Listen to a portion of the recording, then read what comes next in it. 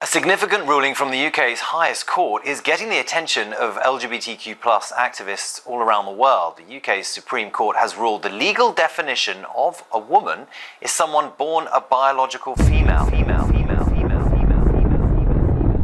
The UK Supreme Court ruled recently, right, that men aren't women. And as you can imagine, they, them aren't happy. So there was a Scottish case that landed in the Supreme Court, and the judges handed down their ruling basically saying that no, for the purpose of the UK Equality Act, men aren't women. Wow, I thought the Scots were pretty down with all that, like, pronouns shit. Yeah, they seem to be pretty woke. Couldn't you get in big trouble for being transphobic? Well, yeah, you still sort of can, because they're still protected under the Equality Act. But now they just can't come after you for saying, no, you're a dude. Wow, so this is a big fat dick slap across the face to the trans community. Yeah. Anyway, let's watch a clip. A significant ruling from the UK's highest court is getting the attention of LGBTQ+ activists all around the world. The UK's Supreme Court has ruled the legal definition of a woman is someone born a biological female. The decision comes after a long-running legal battle and could have major implications for how sex-based rights apply across Scotland, England and Wales. So does this trickle down into all of the, hot topics for trans, like using the female restroom? Yeah. Wow. Yeah, I was just going to say, so when he says female-based rights, he's talking about change rooms, he's talking about showers and shit, he's talking about female sports. Female spaces. Yeah, female spaces. So as I said, trans people still have like protections under the Equality Act. Like a landlord, for example, can't say, I'm not going to rent you my house because you're trans. Yeah, so you can't discriminate against someone being trans. Well, I think the best way to sum it up is that saying a trans person is not a woman is no longer discrimination. So it doesn't fit into that category of discrimination. Yeah, but trans people would consider that discrimination. Oh, totally, yeah. Yeah. Maggie Rooley has more on all of this. So Maggie, what exactly does this ruling mean? Hey, James, with this ruling, again, it came from the UK's highest court, and they defined that term woman. I want to say it again. The term woman, according to this ruling in the Equality Act of 2010, is someone who was born a biological female at birth. And what this done is it essentially excludes transgender women from legal recognition under the Act. This includes those with a gender recognition certificate. So in the UK, they had gender recognition certificates. So if you get like the operation, if you go on hormones, if you live as a chick, then the government gives you like a piece of paper saying you're a chick. And all these trans people in Britain were saying, hey, look, I got a bit of paper, you got to call me a chick now. What's it called? A gender affirmation certificate? A gender recognition certificate. Oh, God. Actually, I'm a woman. I've got it on paper. Yeah. This bit of paper says I'm a chick now, call me a chick. Where's this accent coming from? I don't know, is that Cockney or something? Or the North? I don't know, fuck. The North. The North. Now, James, I think the big question is what this ruling actually means in practice, in real life. And it is significant as it will directly affect policies related to single-sex services and spaces. So that means things like women-only changing rooms, bathrooms, domestic violence shelters, and rape crisis centers. It also affects sports and employment policies aimed at recruiting women. Now, after this ruling, organizers may legally exclude transgender women from these spaces without violating the Equality Act. Yeah, so previously, if you were like a women's shelter or a women's gym or like a women's sort of space, and you excluded a trans person on the basis that you think they're a man because they are a man, then you could get sued. You could get in trouble under the Equality Act. That's interesting because she said services. Now, I wonder if that applies to gynecologists, because remember there was that case of a trans person who wanted to go into a gynecologist to get their, I don't know, whatever the fuck it was, looked at, and they were denied, and then they sued the shit out of them. Remember Jessica Yaniv in fucking Canada? No. He went to a female waxing salon and said, wax my balls.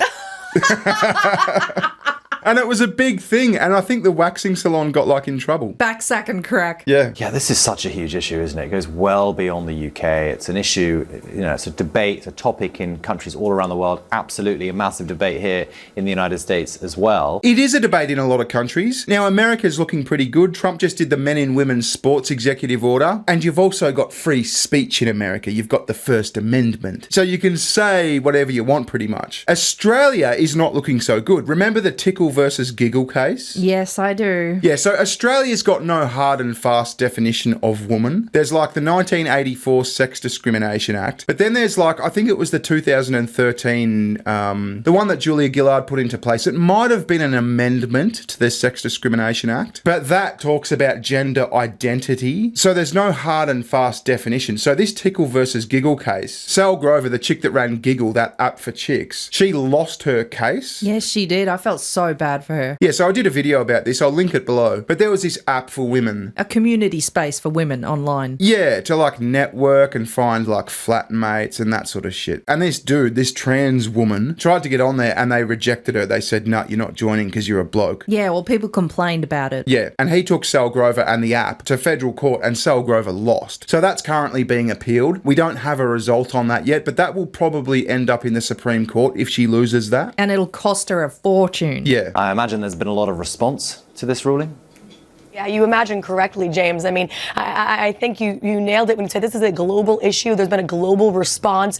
Here in the UK, yes, as you can imagine, there's been a vocal and varied reactions to this ruling. Women's rights groups here in the UK argue the decision is a victory for the protection of single-sex spaces, while other groups like Amnesty International express concern that the decision undermines protections for transgender individuals.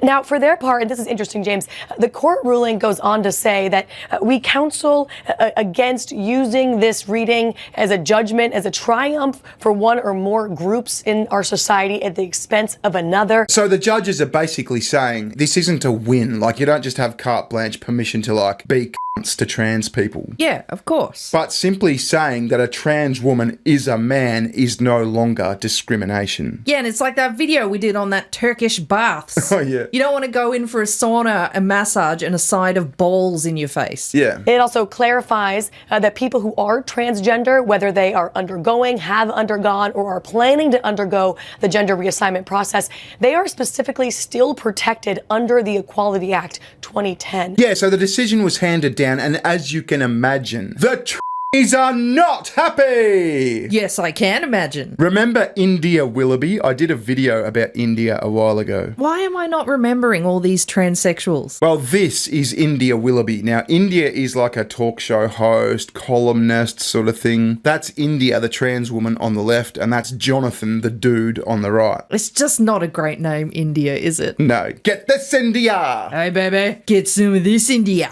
Yeah. Ew. Well, anyway, India is like fucking bonkers, right? And India tends to go fucking nuts about these things on Twitter. Awesome. And they've done just that today. Nice. And it's ended in like a bit of a stoush with J.K. Rowling, because J.K. Rowling's like big on the other side of this. Oh, yeah, she's all over it. She's like Queen Turf. Yeah. So India says here, I'll do my India voice, I have always been a woman. I remain a woman. Or not. I have always been a woman. I remain a woman. And I will die a woman. Fought hard to be me. Suffering, sacrifice, pain and abuse. No corrupt court or whiskery old fart judge who refuses to hear any trans advocacy will ever take that away from me. They can't, because I am who I am. Woman. Female. That was a super blokey voice you did there, Bearing. So Lawrence Foxfire's back, you're a man. You can pretend to be a woman all you like. No one cares. Live and let live. But we're not going to be forced to participate in your delusion anymore. Well said. Now, this isn't all like in response to each other. It's just a few of the volleys that have been sort of fired back and forth today, and they're fucking funny. So India says, biological woman has no definitive definition. The court would beg to differ. Yeah. You're wrong! You are wrong, sir. I say wrong. Because all women are different, from chromosomes to anatomy to body chemistry to internal organs. Apart from not being able to have a baby and a period, I am virtually the same as any cis woman. Okay. Wrong, sir. You are wrong. Where was I? I am a cis woman. The UK Supreme Court judgment makes no sense and will only serve as an incitement for increased hate and prejudice towards trans people. The fact that trans people and ally groups were banned from addressing the court, but 5 trans hate groups were allowed to advocate to the judge, is totally unjust. It stinks of an establishment stitch-up. Given FWS, whatever the fuck that is, had lost both previous hearings, and only one when trans advocacy were locked out. So J.K. Rowling volleys back. UK authorities warn that due to unprecedented demand, national supplies of cope are running dangerously low. I think it's J.K. Rowling. Yeah, whatever. Rowling. And then there's just this picture of her smoking a big fucking cigar. Anyway, like I said, the transes are not happy. Have you seen this TikTok trans protest going around where they're threatening to just piss on the floor if they can't go into their bathroom that they want to go into? Oh, for fuck's sake. Imagine that. A bunch of trans people just start pissing themselves in public. I mean, it's kind of the only way you could make yourself even more undignified. Yeah. I mean, there's dignified trans people. Like I always say, if you want to wear a dress and live as a woman, fair enough. I don't fucking care. Oh, absolutely. But it's when you get all militant and say, no, you must call us fucking women and you must let us change next to your 5-year-old daughter. You start pissing on the floor. Yeah. Trans women are women, and that's just the fact. I stood here and I was contemplating whether I even wanted to speak on the topic, because I know I have so many transphobic people that sadly follow me. And then I stood here and I decided, you know what, I am going to make it because I want to be on the right side of history. The Supreme Court decided that trans women do not fit into the category of women, which is goddamn stupid. It's just not categorically true. Trans speech impediments matter. Categorically. Do you think fatty transes pass more than the skinny ones? Yeah, maybe. And look, this is going to sound horrible to say. This one in particular, you look past the voice, right? And I could almost believe that this one is an overweight female with Down syndrome.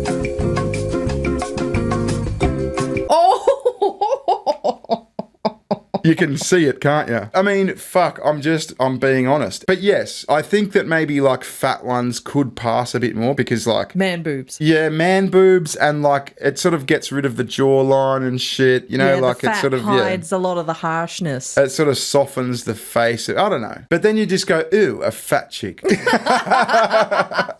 And then you hear the voice and you go, ooh, I was wrong. Trans women have always existed. We will always exist no matter what you try to do to hide us. There is scientific backing to prove our existence. Trans women are women. Nada. There's nothing you can say. The court begs to differ, buddy. Don't you hate that line as well when they say trans women exist? Trans people exist and you can't do anything about our existence. No one's denying that you exist. You can't cancel us. We exist, you know. Yeah, I mean, no one's trying to like eradicate you. We're just saying you can't go into chicks' bathrooms, for fuck's sake. It shouldn't matter if I have a cock and balls or a minge. You know what I mean? If dogs aren't allowed into like, say, a pub or a restaurant, it doesn't mean that you're arguing against the existence of dogs. We, now more than ever, must be allies to the trans community. It cannot just be trans people who are expected to raise their voices to fight for their own existence. It must be exhausting to constantly be the ones to fight for your own existence. There's that argument again. No one's arguing against their existence, you dickhead. No one's saying you can't exist. Yeah, you clearly exist. You make cunts of yourselves every day. You're hard to miss. I mean, not all of you, not all, hashtag not all, but a fucking lot of you. That's what it is, isn't it, though? By denying them this reality where everyone has to acknowledge that they're women, they see that as cancelling them. Yeah, as genocide. It's trans genocide. Yeah. Remember that term? It was like all the rave like last year, maybe 2 years ago. Oh, it's a trans genocide. Oh, you're genociding the transes. Shut up. No one's genociding you. No one's saying you don't exist. They're just saying get the fuck out of chick spaces. When news stories like this break, my head goes to this place of, is it worth it? Is it worth what we're doing? Is it worth fighting the good fight? So what's the good fight? You want to get your cock out next to my fucking daughter in a locker room? Is that the good fight? What's the good fight, mate? They want to beat some chicks down in the boxing ring. Yeah, we demand to be able to play women's soccer or whatever the fuck. You know, we want to go to a crisis center too. I mean, can you imagine that? Can you imagine seriously being like a battered woman or like a woman in distress? And you're like, oh, a man's just beat the shit out of me, or a man's just done like really bad things to me. It's like my last resort. I don't have friends or family to go to. It's literally just the battered woman's shelter you can go to. And you go there and there's some big hairy fucking bloke next to you with his fucking bollocks out. You know, it's just, it's horrible. These people are so fucking selfish and deluded. Trans women, please know that there is a whole community behind you that sees, values, hears, and loves you. Of course you are real women. But please, give yourself grace and space today. Get offline. Lawyers are not going to be able to give you their interpretations until tomorrow. Organisations are going to be trying to work out the wording and how incompatible this is with the Equality Act. That guy actually makes a good point. It's going to be like a few days until the interpretations sort of trickle down and companies and organisations sort of restructure their rules and their policies to reflect this. Because this is a big course shift for the UK. I mean, the way it was going, people were sort of walking on eggshells. The wokery shit was winning. So companies and clubs and organisations and shit like that sort of had policies that leaned into like trans inclusion, even in fucked up scenarios. So now a lot of them are going to have to rethink them. Now, I don't think this means that if you're a business, you have to say exclude trans women from like the women's locker room. I think you could probably make that choice yourself as a business. But like, I think common sense will prevail because it's like a fucking spell. You know what I mean? People were sort of under this spell of, oh, you got to conform, you got to do what the fucking woke retards say, otherwise you'll be cancelled. But that has just all of a sudden been lifted, and I think it's really refreshing. Yeah, there's no more fear mongering. There's no more slap on the wrist. Yeah. Anyway, I thought that was interesting. I bet we're going to see a lot more tantrums, and I'm here for it. Thanks very much for watching. SugarTits has a channel. Go say hello. Yes, please do. And we'll catch you next time. Have a great Easter. Ta-ta. Bye-bye. See ya. Recession, session. Give me better times, give me better times. Recession, session. Give me better times, better times.